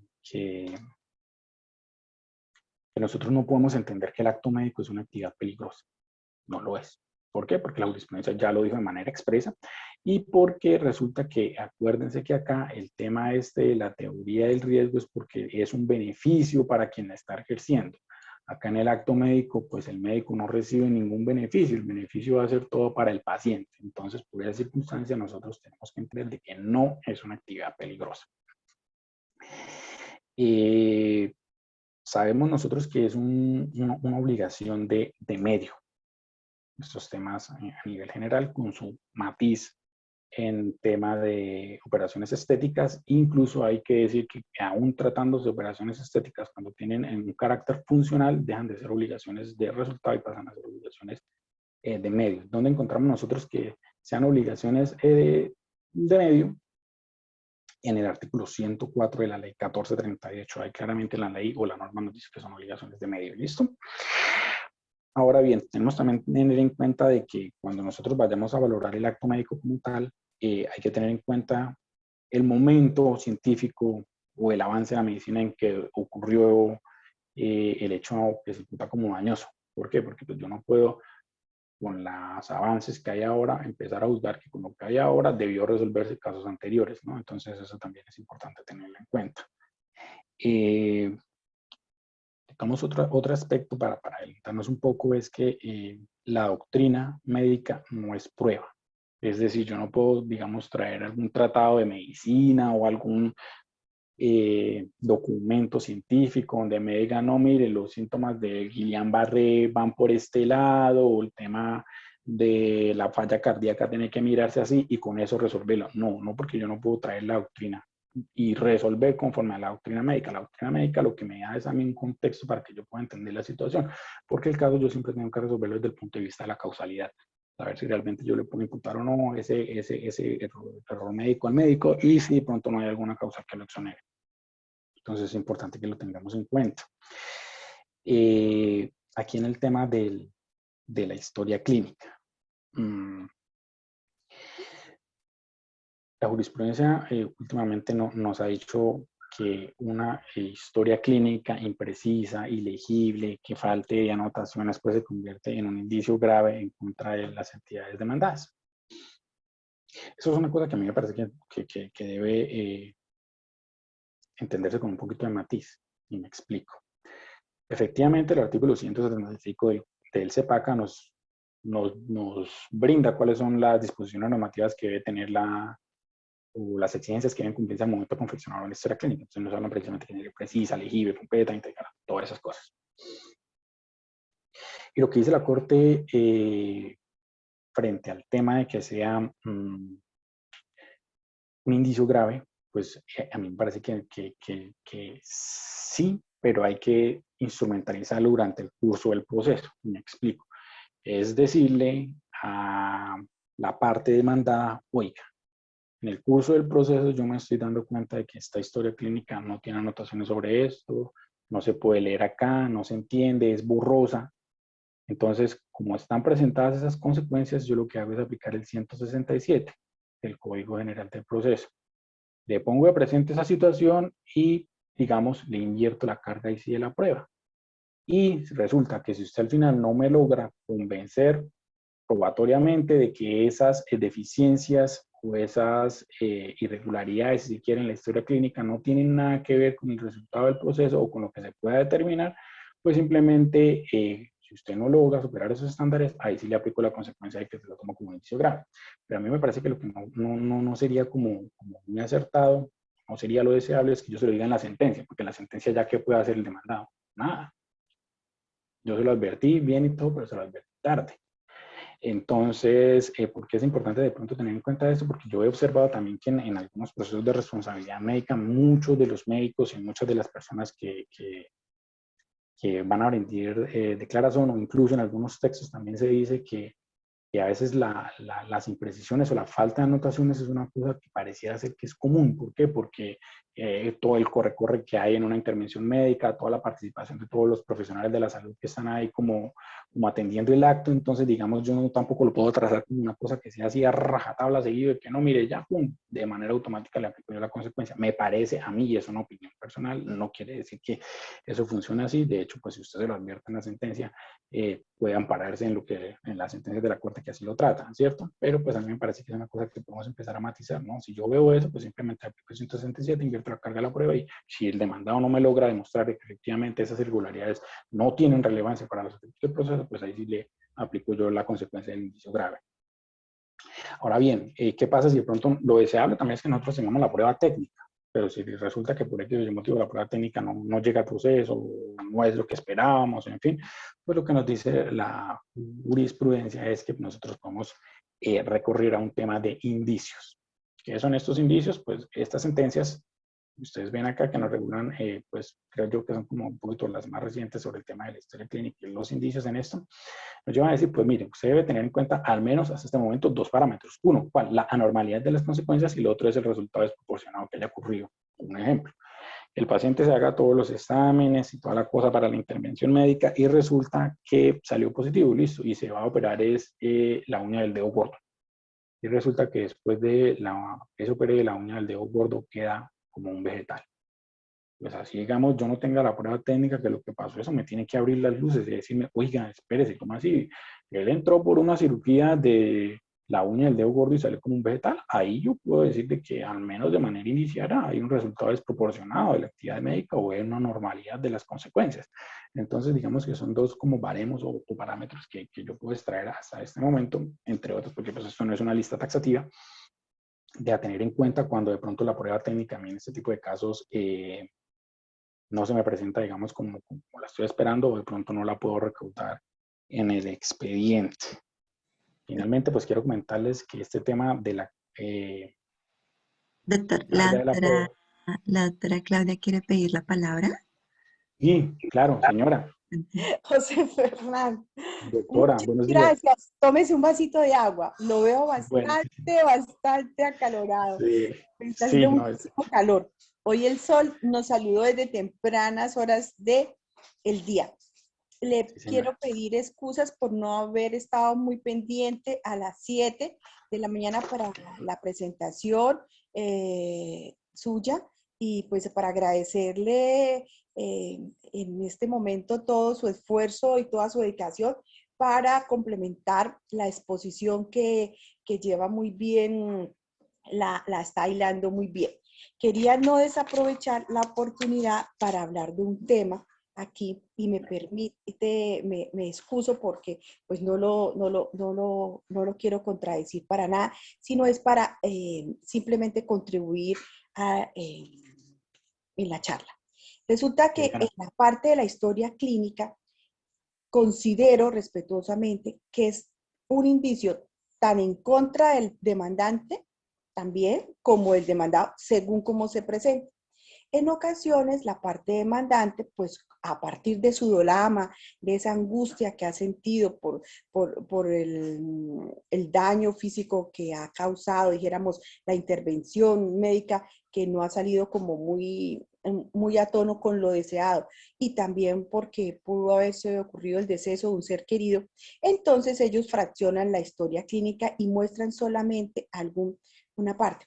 Después viene la entidad demandada como la obligada, digo yo entre comillas, a colocar en el expediente, a traernos toda la historia clínica. Y la historia clínica en ocasiones se imprime de atrás para adelante, es decir, desde el último acto hasta el final. Entonces, es como una labor de nosotros al estudiar la historia clínica, como organizarla cronológicamente y también irle sopesando y estudiando otra parte importante de la historia clínica, que son las notas de enfermería.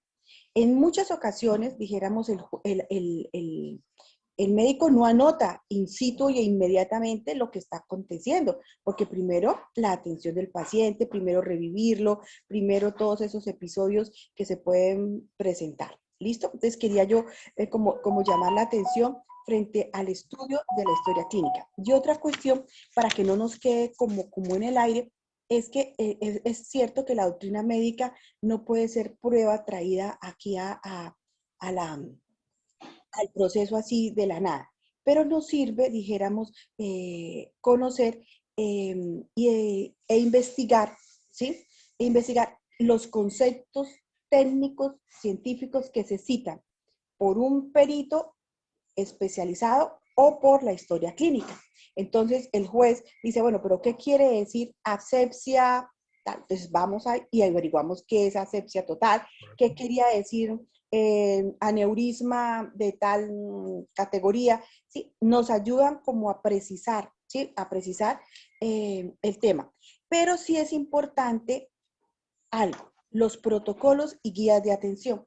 Resulta que cuando nosotros le solicitamos a una entidad científica, bien sea las facultades de medicina, de las universidades o los mismos interesados traen su experticia científica a partir de médicos especialistas e idóneos en la materia, ellos nos hablan de guías y protocolos. Entonces esas guías y protocolos son los que existían para ese momento de la atención del paciente, porque las guías y protocolos de atención que son aprobados por el Ministerio de Seguridad Social, pues, en temas de salud, van variando, dijéramos, de década en década. ¿Sí? No es lo misma, no son las mismas recomendaciones que entregaba un pediatra para la atención y puerperio, dijéramos, de la madre y del niño recién nacido en los años 60 a los años 80 y menos aún en esta época. Entonces, quería como llamar la atención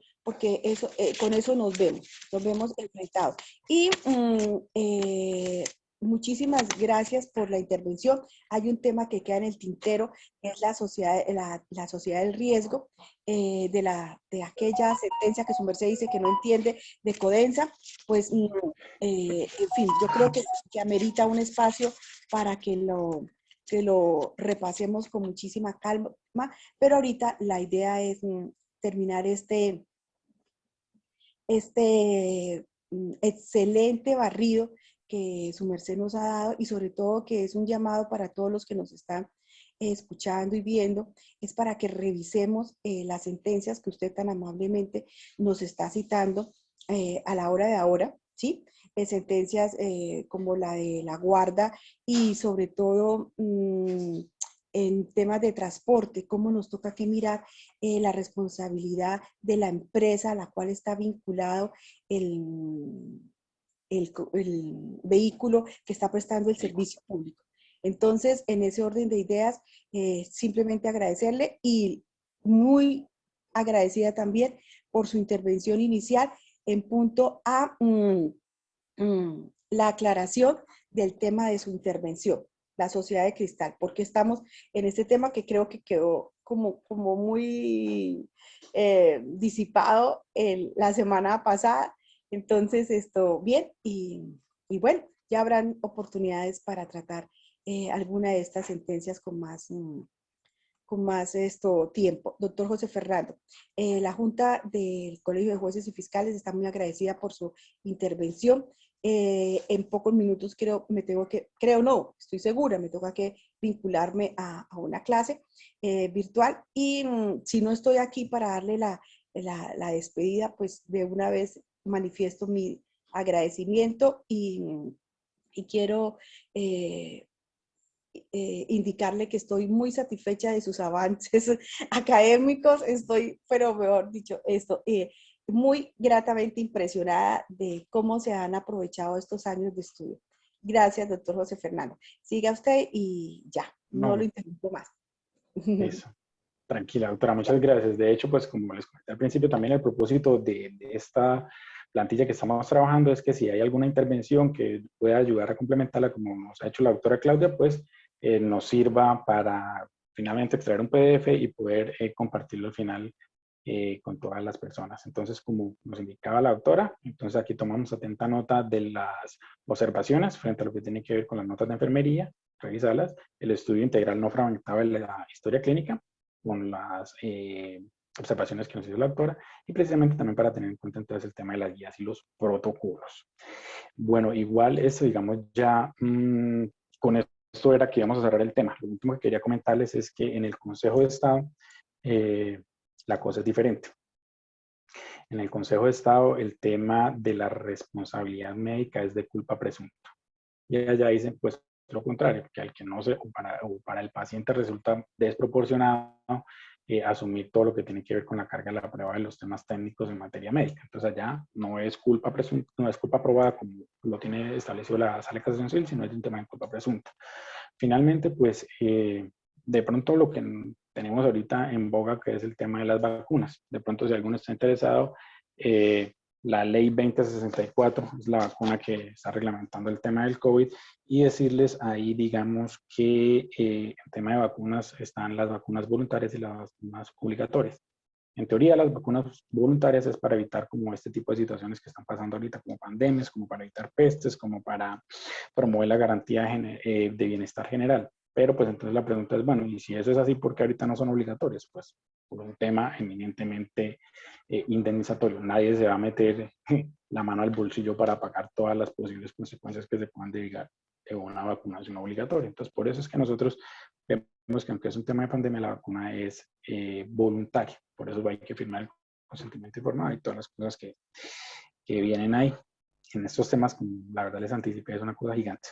Debates, claro que hay debates, sobre todo en temas de enfermedades nosocomiales o intrahospitalarias. También es una cosa que en la jurisprudencia viene y va, a veces dice es objetivo, a veces dice es subjetivo, pero al respecto pareciera ser que como la línea que se están construyendo en este tema es como a determinar de que si una enfermedad realmente puede ser catalogada como nosocomial o intrahospitalaria es porque no solo le ocurre al paciente demandante, sino que también ocurre a otro tipo de personas que estaban en ese centro hospitalario en la misma época. Entonces, pareciera ser que de pronto frente a eso, el comentario que debe hacerse es precisamente que pareciera ser que al menos en este tipo de eventos, pareciera ser que la jurisprudencia nos invita a que empecemos a construir como una especie de class action frente al menos del tema nosocomial, porque nos pide que no sea solo el demandante, sino que pareciera ser que para demostrarlo otras personas también de pronto deben haber sufrido ese evento.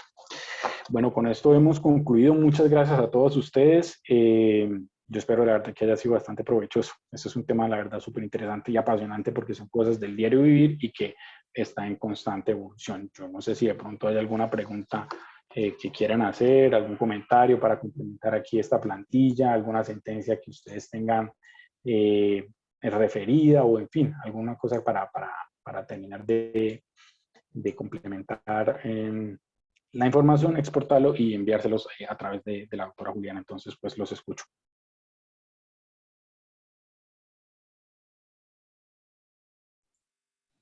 Si hay dudas o inquietudes, podemos levantar la manito. Parece que están tímidos. ¿Están tímidos o les quedó todo muy claro? No, pues hay mucho, ¿no? Hay mucho en temas de responsabilidad. Sí, José Fernando, una pregunta. Cuando nosotros hablamos de, yo sé que usted lo explicó al comienzo de la charla, la sociedad de cristal. Todos estamos como despertando frente al tema de solicitar indemnizaciones a partir del reconocimiento de nuestra dignidad como seres humanos que merecemos respeto, cuidado, o sea, de parte de todos. O sea, Sí, doctora, estaría digamos que implementándose el tema del litigio en ese punto, porque antes era muy extraño, pues digo yo antes, en los años 90, 80, demandas como las que se están presentando en estos momentos, ¿no? sí, señora. Precisamente las reflexiones sobre lo que se está discutiendo ahorita, concretamente con el tema del daño, lo que se está reparando, son precisamente eso, eventos que para nosotros con anterioridad eran impensables, ahorita, digamos, están promoviéndose bastante. Y en efecto, el tema o la razón que se da de fondo es la que la autora acaba de explicar.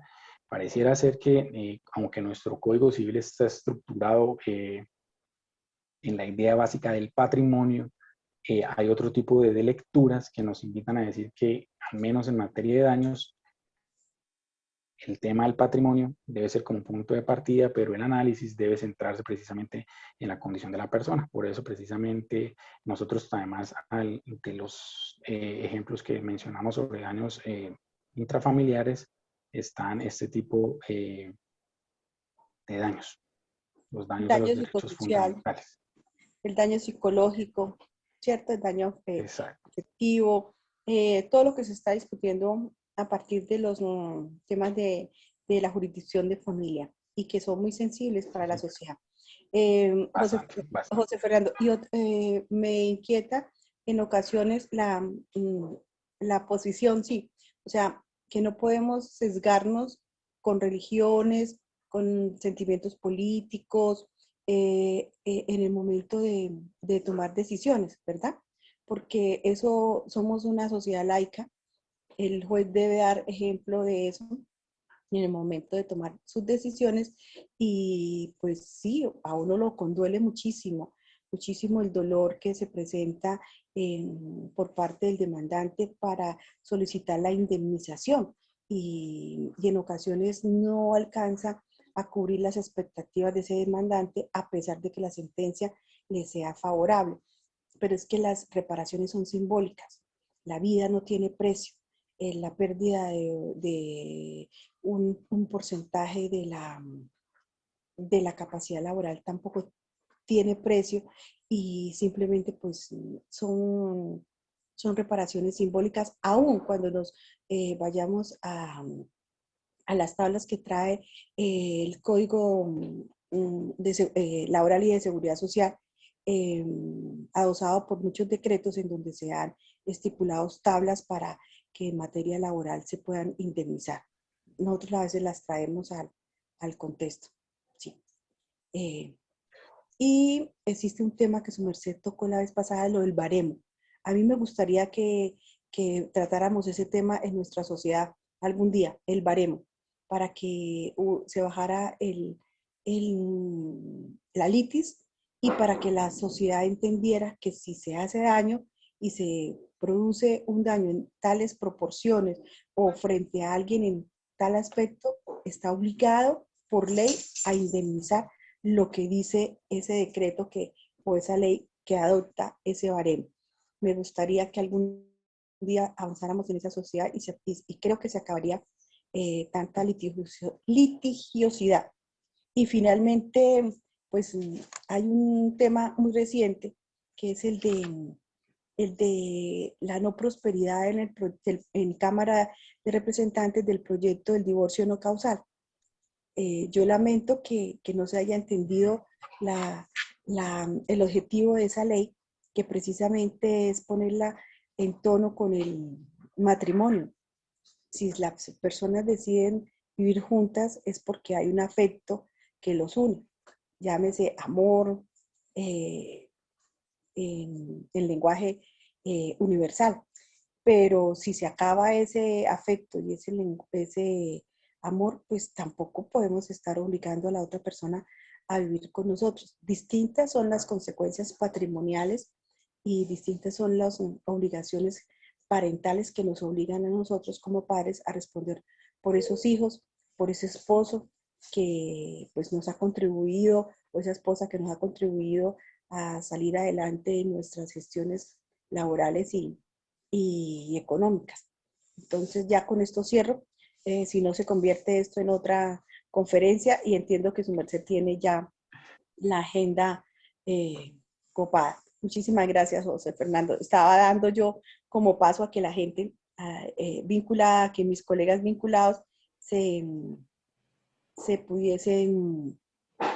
Ya tenemos dos Esta preguntas por el pregunta. chat. Sí, hay Sí, dos hay dos preguntas. preguntas Por favor, por Alejandra, se las parte, formula. claro, Gracias. por parte de Fabián Rincón Herreño.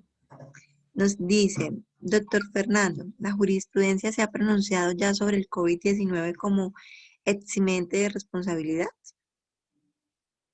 No, hasta el momento no ha habido, pero lo que les comentaba lo último, es que eso pareciera ser que es un tema que de pronto está muy ligado al tema de esto del tema nosocomial o intrahospitalario. Pareciera ser entonces que de pronto se le podemos aplicar como el mismo régimen, y en eso la jurisprudencia viene y va. Lo mismo, digamos, que como es un tema de pandemia, están también, digamos, lo que yo les comentaba acá de la imprevisibilidad o irresistibilidad. Esos análisis todavía no se han hecho. ¿Qué tan imprevisible, qué tan irresistible es el COVID en estos momentos, cuando empezó, ahorita, más adelante? Esos temas todavía no han tenido objeto de pronunciamiento, salvo de pronto una que otra cosita que hemos visto, pero en materia de tutela, pero que no aborda el tema concreto o sustancial del estudio. Entonces, hasta el momento no existe una sentencia que nos diga, vea, el tema del COVID es por acá. Correcto, doctor. Y también nos pregunta la señora Sonia Gómez lo siguiente. Buenos días.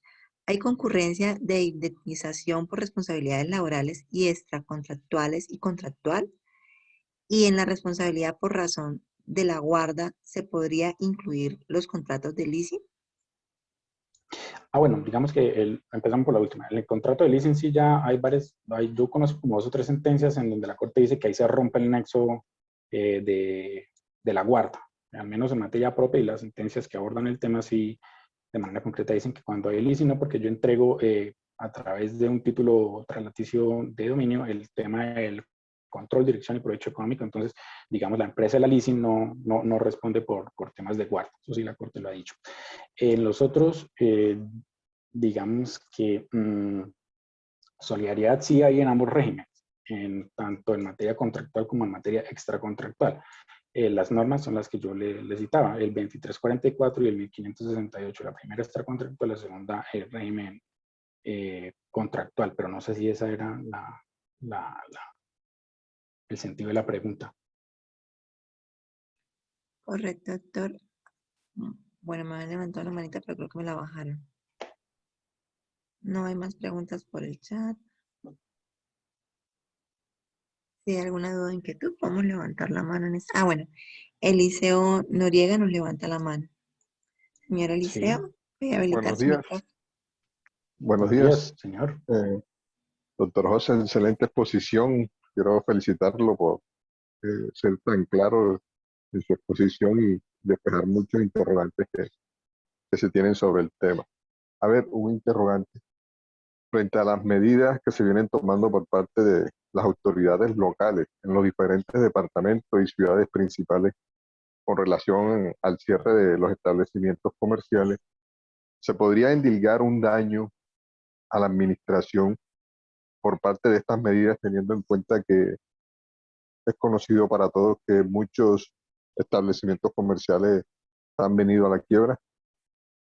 Sí, eso es un temazo, la verdad, porque como todo esto está tan reciente y en boga, digamos que nos tenemos que salir del derecho privado y matricularnos en el derecho público. Dicen que, o se está proponiendo incluso, de pronto de que sí, digamos, por lo excesivo de estas cuarentenas, ¿no? Recordemos que nosotros fuimos el país que tuvo como la cuarentena más larga, 6 meses, en fin, bueno, de pronto sí, pero habría que armar la relación sobre todo de causalidad, probar el daño, y resulta que como en materia de derecho público allá hay responsabilidad por el daño especial, ese título de imputación me podría permitir establecer que aún siendo lícita la actividad del Estado se me está generando a mí un daño antijurídico concreto, pero entonces yo ya tendría que demostrar, digamos, particularmente por qué de pronto mi establecimiento exclusivamente cerrado de vino en pérdidas y de pronto el de la esquina no, ¿sí? O sea, o somos todos los que estamos en esa zona por la misma causa, por la misma relación de causalidad y logramos demostrar ese daño a título de daño especial, o establecer de pronto si el de la esquina no, el otro sí, el otro no, porque en mi caso particular de pronto yo sí vine a pérdidas, pero es probable, la verdad es un tema discutible, pero bueno, hay que intentarlo a ver qué nos dicen en la justicia contenciosa, pero yo creería que es bastante probable encauzando la acción, digamos, a título de daño especial.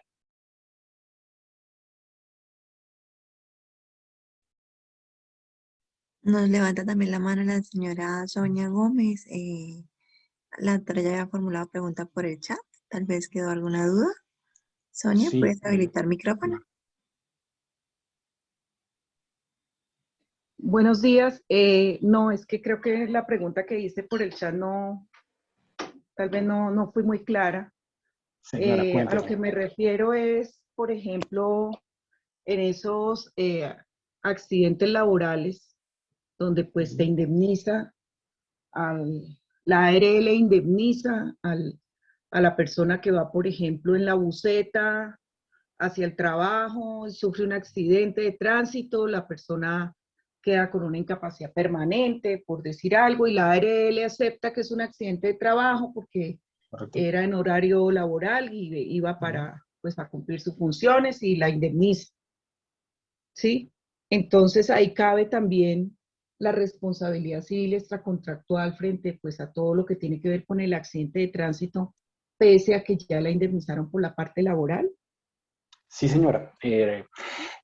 En la primera oportunidad nosotros hablamos de las características del daño y una de las características era que no hubiese sido reparado con anterioridad, pero ¿cómo yo sé si me lo repararon o no? Tengo que mirar la fuente. ¿Cuál es la fuente de la cual está surgiendo ese pago, esa indemnización que se le está haciendo a la víctima?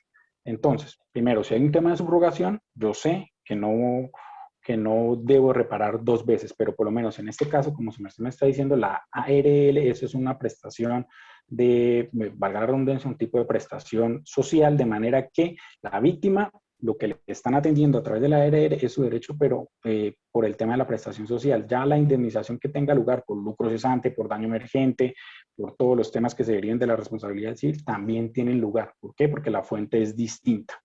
Ya no, me ha dicho, la ARL no entra a cubrir lo que tiene que cubrir el causante del daño, simplemente es de otra naturaleza y de otra relación la obligación de la ARL. ¿Sí nos quedó claro? Sí, señor, sí entiendo. Sí, No, gracias. listo. No, gusto. ¿Listo? Sí, no tenemos más manitos arriba, doctor, y tampoco hay preguntas por el Listo. chat. Bueno, a todos muchas gracias. Creo que hemos cumplido el propósito y bueno, cualquier cosa a la orden. Listo, muchísimas gracias, doctor José Fernando, por su acompañamiento el día de hoy, en esta segunda jornada. Que tengan una feliz mañana para todos. Hasta luego. Gracias.